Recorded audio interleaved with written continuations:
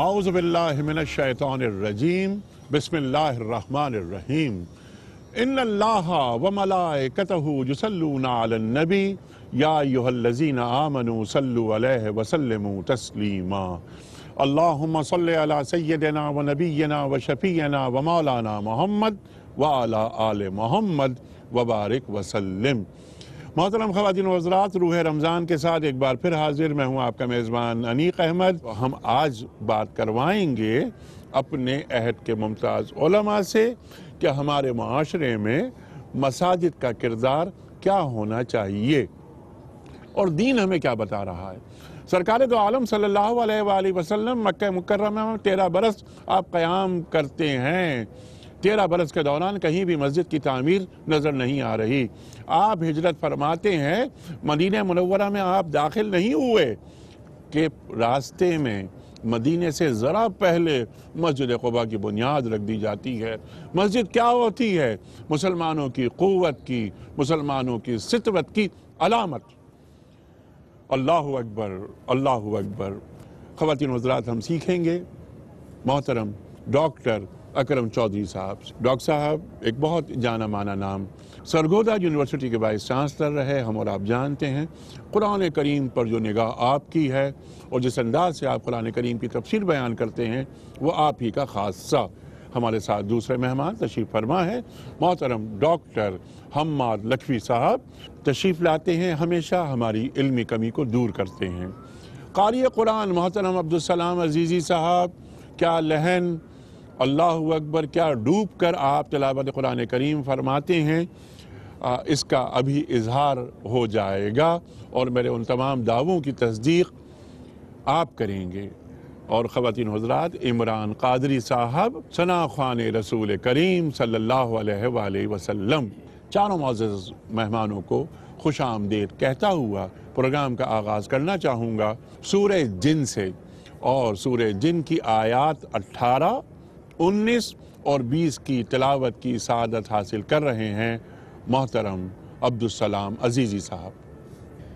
اعوذ باللہ من الشیطان الرجیم، بسم اللہ الرحمن الرحیم۔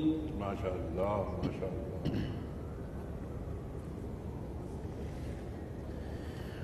وَأَنَّ الْمَسَاجِدَ لِلَّهِ فَلَا تَدْعُوا مَعَ اللَّهِ أَحَدًا۔ سبحان اللہ سبحان اللہ۔ وَأَنَّهُ لَمَّا قَامَ عَبْدُ اللَّهِ يَدْعُوهُ كَادُوا يَكُونُونَ عَلَيْهِ لِبَدًا۔ وَأَنَّ الْمَسَاجِدَ لِلَّهِ فَلَا تَدْعُوا مَعَ اللَّهِ أَحَدًا۔ وَأَنَّهُ لَمَّا قَامَ عَبْدُ اللَّهِ يَدْعُوهُ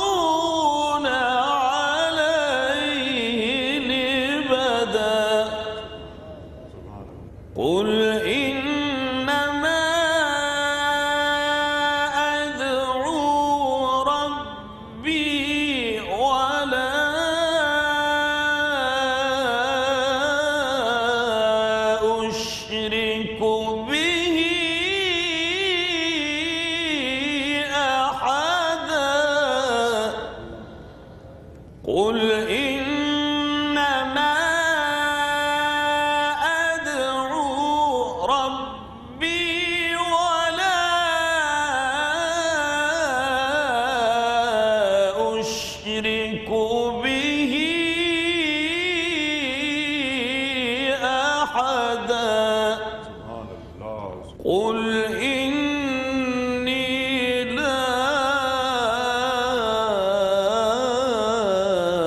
أملك لكم ضرا ولا رشدا صدق الله العظيم. سبحان اللہ سبحان اللہ ماشاء اللہ ماشاء اللہ. خواتین و حضرات، اس وقت ہمیں جانا ہے بریک کی جانب، اور اسی بریک کے دوران میں ہم اذان فجر لاہور بھی سننے کا شرف حاصل کریں گے. فی الحال ایک بریک.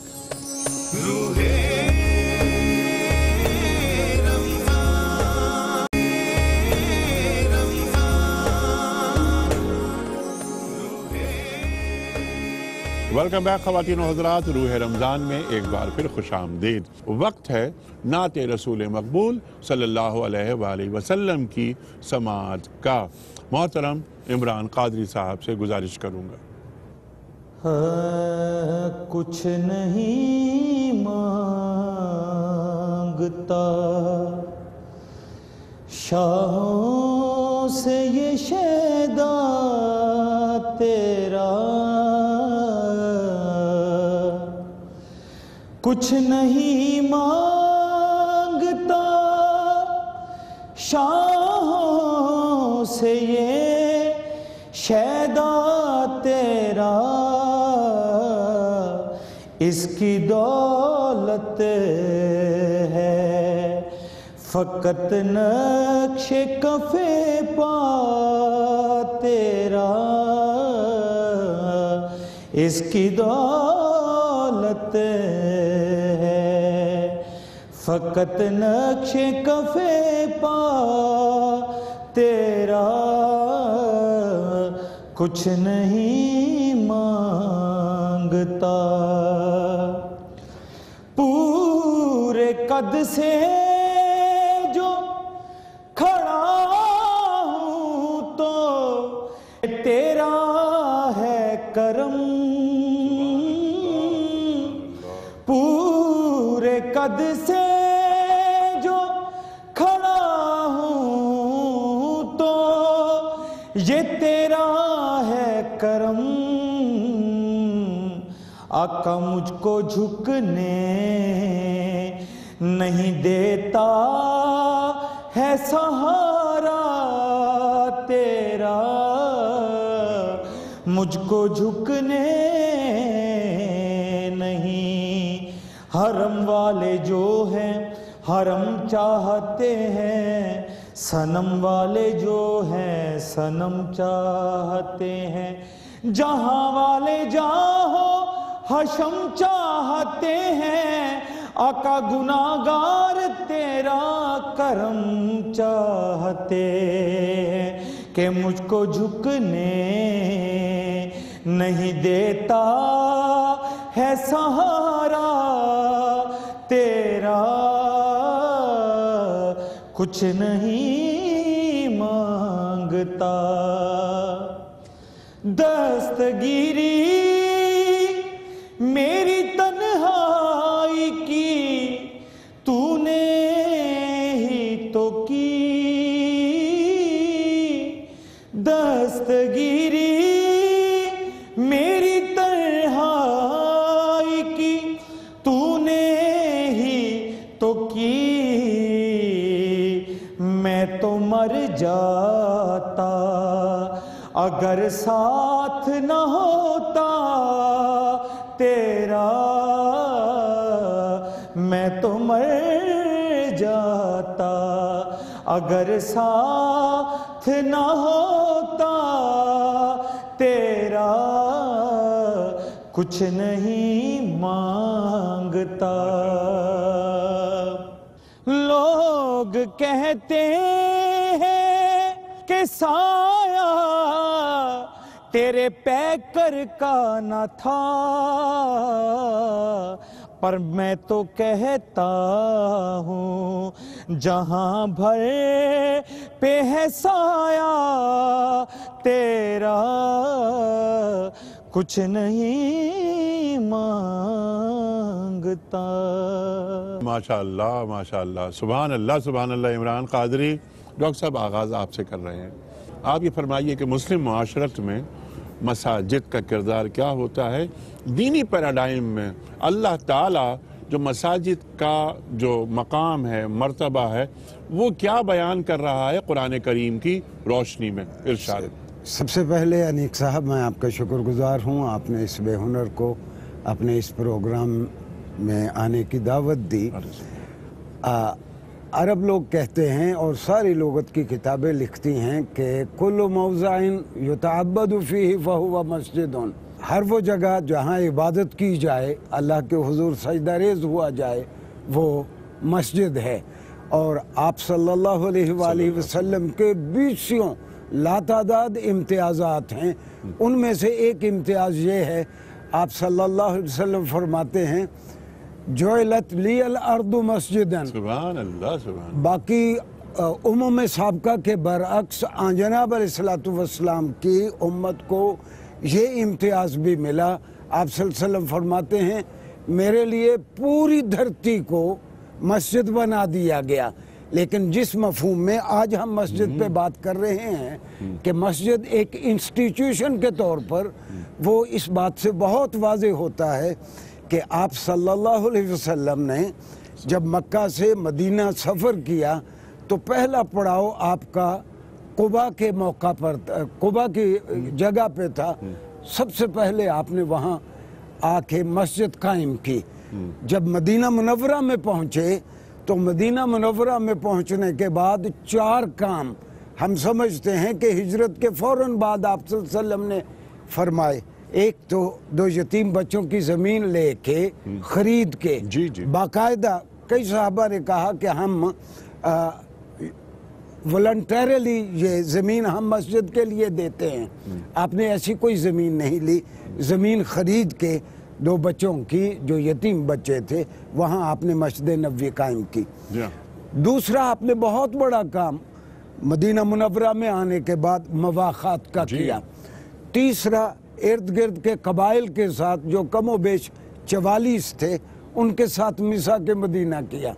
चौथा, जो सबसे बड़ा काम आपने किया, आपने एक सहाबी की ड्यूटी लगाई कि मदीना मुनव्वरा में टोटल मुसलमान कितने हैं। आपने मदीना मुनव्वरा में पहली आपने मरदमशुमारी करवाई।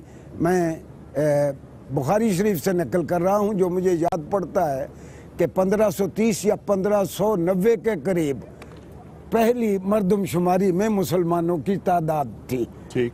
जब आपने एक मुआशरा बनाना था लामहला, उसके लिए मरदमशुमारी के बगैर आप इस मुआशरे को, नौज़ायदा मुआशरे को प्लान करने के लिए यह बहुत ज़रूरी था।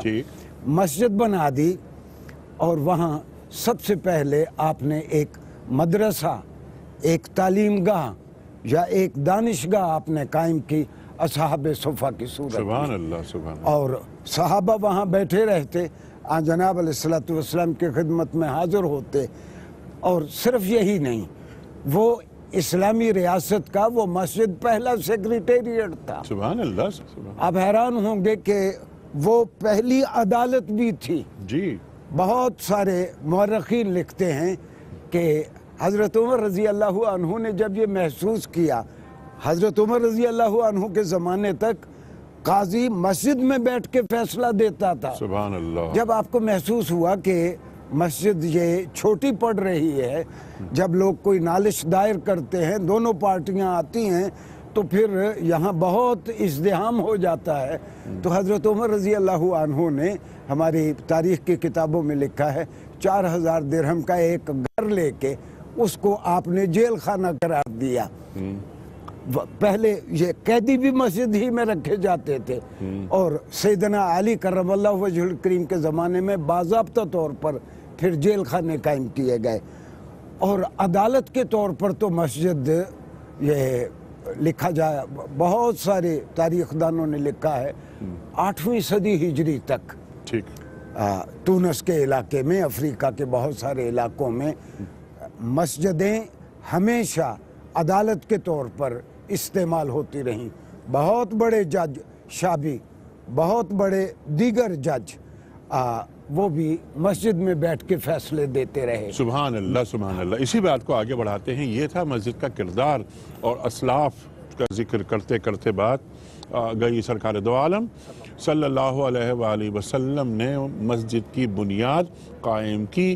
13 برس مکہ مکرمہ میں مسجد کی بنیاد نہیں رکھی گئی۔ تفصیلاً بات میں کروانا چاہ رہا ہوں آپ سے، وقت کم رہ گیا ہے وقفے کا، تو میں چاہ رہا ہوں پہلے میں وقفے پہ چلا جاؤں، واپس آؤں تاکہ آپ کو بھرپور وقت دوں۔ خواتین و حضرات، موضوع ہمارا کہ ہمارے معاشرے میں مساجد کا کردار کیا ہے، ہمارا دین ہمیں کیا بتاتا ہے، سرکار دو عالم صلی اللہ علیہ وآلہ وسلم کے فرمودات اس بابت کیا ہیں، وہ ہمیں بریک سے واپس آنے کے بعد بتائیں گے محترم ڈاکٹر حماد لکھوی صاحب۔ فی الحال ایک چھوٹا سا بریک۔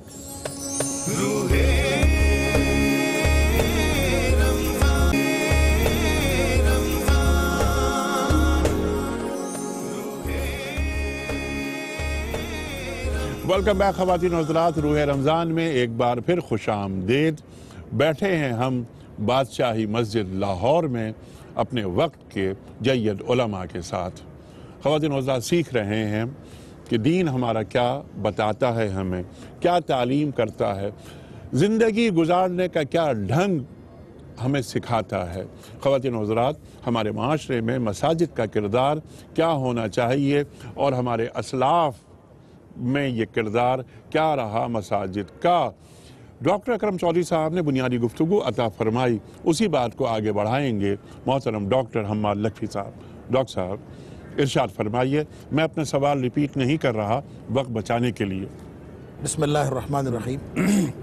دیکھیں، بہت بنیادی گفتگو ڈاکٹر اکرم چودھری صاحب نے ارشاد فرمائی، اور آپ نے انٹرو میں بھی فرمایا۔ گزارش یہ ہے کہ دین میں دین اور دنیا یہ دو الگ الگ اصطلاحات نہیں ہیں، اور اس میں سسٹم کے اعتبار سے، نظام کے اعتبار سے یہ دو الگ نظام نہیں ہیں۔ دنیا کی زندگی گزارنے کے لیے جو ضابطہ ہمیں دیا گیا ہے وہ اسلام ہے، اور اس کا مرکز مسجد ہے۔ اچھا، جب اس طرح سے ہے تو اس کا مطلب یہ ہوا کہ دنیا کا جو پورا نظام چلتا ہے، حکومت سے لے کر عوام الناس تک، اس پورے سسٹم میں مسجد کا بنیادی کردار ہے۔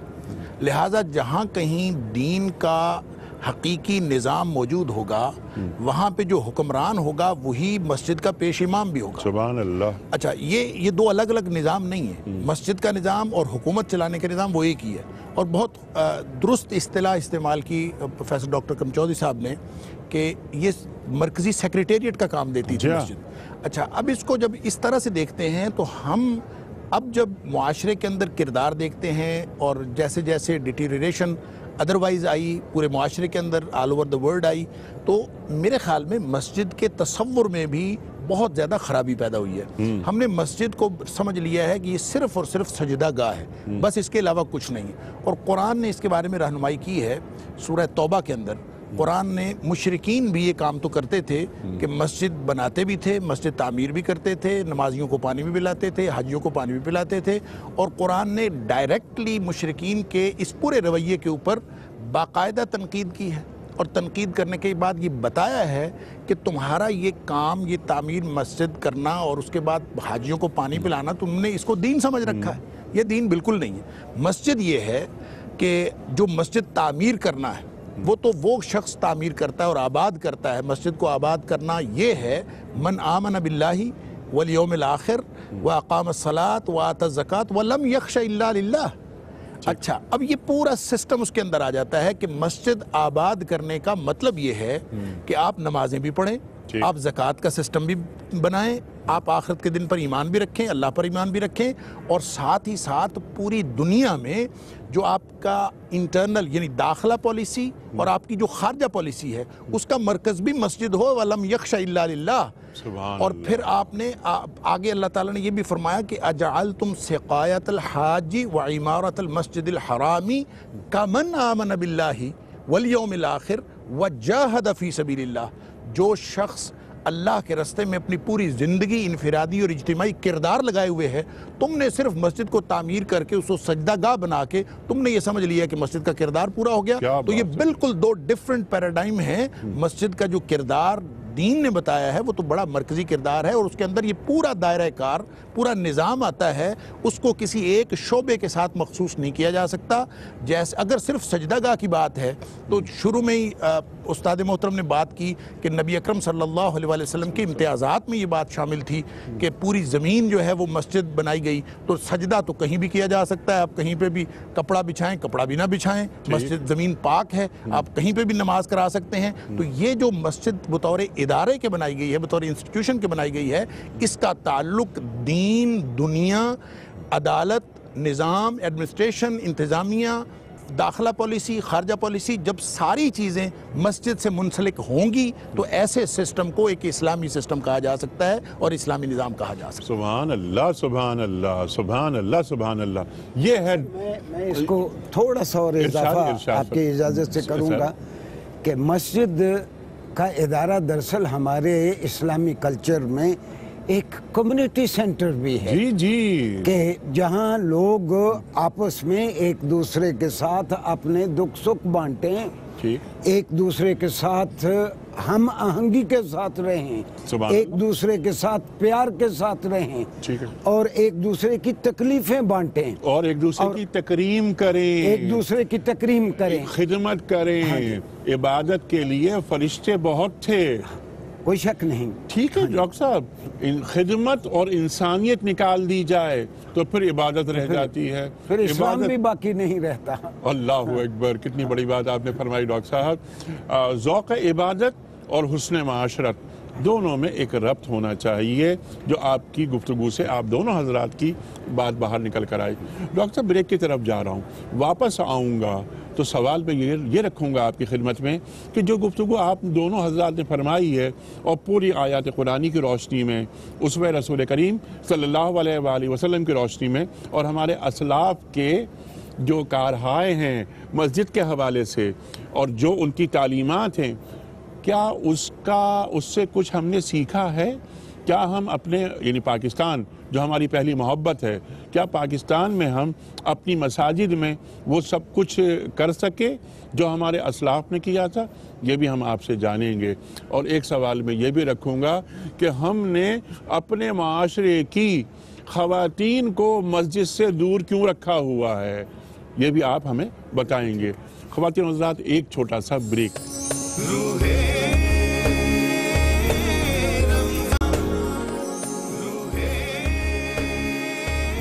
ویلکم بیک خواتین و حضرات، روح رمضان میں ایک بار پھر خوش آمدید۔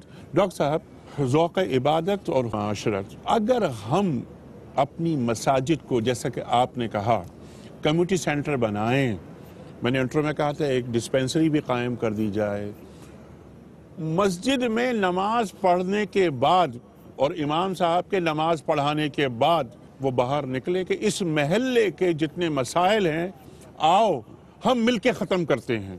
جمعہ کی نماز ہوئی، باہر نکل کر آئے۔ کیا ہر کام حکومت پہ چھوڑ دینا چاہیے؟ نہیں، بالکل نہیں۔ آپ نے اپنے سوال میں تھوڑی دیر پہلے فرمایا تھا کہ ہماری تاریخ میں مسجد کیا کیا کردار ادا کرتی رہی۔ آپ حیران ہوں گے، یہ نفت طیب میں مکری لکھتے ہیں کہ یہ جامعہ زیتونہ یہ موجودہ تیونس جو ہے کہ وہاں میں نے دیکھا، یہ 7ویں 8ویں صدی ہجری میں، یعنی آج سے صرف 600 سال پہلے، ایک آدمی ایسٹرالوجی کا ماہر ہے، بہت سارے بچے اس کے ارد گرد اکٹھے ہیں، وہ مسجد میں بیٹھ کے ایسٹرالوجی پڑھا رہا ہے۔ ادب کی کتابوں میں ہے کہ ابن جریر الطبری، اس کو لوگوں نے کہا کہ ترماہ کے فلاں فلاں قصیدے سناؤ، عربی کا بہت اچھا شاعر تھا ترماہ، تو وہ مسجد میں بیٹھ کے عربی شاعری لوگوں کو سنا رہا ہے۔ یہ صرف جس طرح ڈاکٹر صاحب نے فرمایا، یہ عبادت گاہ نہیں ہے، یہ عبادت گاہ کے ساتھ آپ کی سوشل ایکٹیویٹیز اور لوگوں کی تربیت کا ادارہ تھا، اور یہ برصغیر پاک و ہند میں بھی اسی طرح رہا۔ میں ایک چھوٹا سا حوالہ آپ کو دوں گا۔ کلکتہ سے 1931 میں میجر ڈی بی باسو کی ایک کتاب چھپی، کتاب کا نام تھا the rise of Christian power in India. 1931 میں یہ کتاب چھپی کلکتہ سے۔ وہ کہتا ہے کہ صرف بنگال کے علاقے میں 8000 مساجد تھیں اور ان کے ساتھ مدارس تھے. سبحان اللہ. ہر مدرسے میں یعنی مدرسے سے مراد ایکڈیمک انسٹیٹیوشن جی. کم از کم 400 بچہ تھا. اللہ. اور ہر مسجد کے ساتھ ایک بہت بڑی جاگیر وابستہ تھی. ایک بہت بڑی جاگیر وابستہ تھی. گویا مدرسے میں پڑھنے والے اساتذہ بھی سب سے زیادہ تنخواہ پانے والے اساتذہ تھے.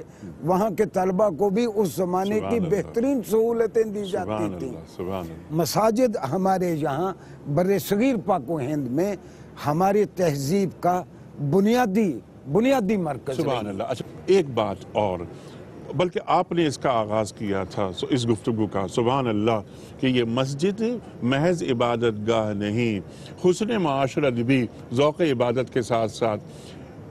ایک بات ذہن میں آئی تھی کہ امام صاحب نماز پڑھانے کے بعد نکلیں، ایسا نہ ہو کہ امام صاحب بغلی دروازے سے داخل ہوں مسجد میں، نماز پڑھائیں اور امامت کریں اور وہیں سے واپس چلے جائیں. معاشرے کی نبض پر ہاتھ ہونا چاہیے کہ معاشرے کی نفسیات کیا ہے، اس نفسیات کے حوالے سے حل پیش کریں. امام صاحب اپنے مقتدیوں کو لے کر باہر آ گئے، آؤ اس محلے سے جتنے مسائل ہیں ختم کرتے ہیں. کیا یہ کردار مسجد کا نہیں ہونا چاہیے؟ جی بالکل ہونا چاہیے. میرے خیال میں نے جو پہلے بھی عرض کیا کہ with the passage of time جو کانسیپٹ ہے وہ تبدیل ہوا ہے. ہم نے مسجد کے بارے میں ایک بڑا تقدس کا اور بڑا روحانیت کا ایک ایسا تصور ہے مسجد کے بارے میں، لہٰذا آپ دیکھتے ہیں کہ ہمارے پاکستان کی مسجدوں میں اکثر اوقات یہ لکھا ہوا ہوتا ہے کہ یہاں پہ دنیاوی گفتگو کرنا منع ہے. اب یہ دنیاوی گفتگو کون سی ہے؟ مسئلہ یہ ہے کہ دنیاوی گفتگو کون سی ہے، آپ اس کو پہلے ڈیفائن تو کریں. اس کا مطلب یہ ہے یہاں پہ حکومت کی بات نہیں ہو سکتی، یہاں پہ لشکر کشی کی بات نہیں ہو سکتی، یہاں پہ فوج کی بات نہیں ہو سکتی، یہاں پہ داخلہ پالیسی خارجہ پالیسی کی بات نہیں ہو سکتی، یہاں پہ تعلیم کی بات نہیں ہو سکتی، یہاں پہ عربی شاعری یا کوئی بھی لٹریچر نہیں پڑھا سنایا جا سکتا. تو اس کا مطلب یہ ہوا کہ اس مسجد کے اندر ایک ایسا اس کو تقدس، خود ساختہ تقدس دے دیا گیا ہے. ٹھیک کہ اس دیکھیں مسجد کا تعلق روحانیت اور ایمان کے ساتھ ہے. ٹھیک. اور کوئی شخص جس کا تعلق پورے معاشرے میں مسجد کے ساتھ نہیں ہوتا تھا، ٹھیک، صحابہ کرام اس کو تفصیل سے بات کریں گے. مجھے کہا جا رہا ہے بریک کی طرف جانا ہے، واپس آئیں گے اور کچھ باتیں مزید رکھوں گا میں کہ کیا مساجد میں مسلک کی بنیاد پر بہت اچھا سوال کوئی کام ہونا چاہیے یا نہیں، یہ بھی ہم آپ سے جواب لیں گے اس کا ایک بریک کے بعد. روحے